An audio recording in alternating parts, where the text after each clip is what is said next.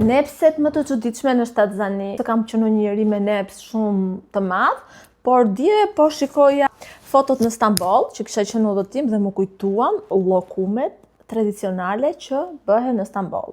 Tani unë nuk e se kisha ku t'i gjeja. Ja bëri 14.500 lekë bashkë me transporti dhe ka një mix të ndryshme llokumesh. Besa fare nepsin në Shtatzani derisa po e përjetoj vet.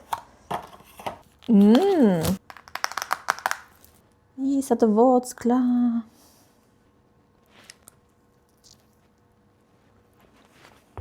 Shumë e mirë, por mendoj që s'ka lidhje. Peshur nepsin është okej.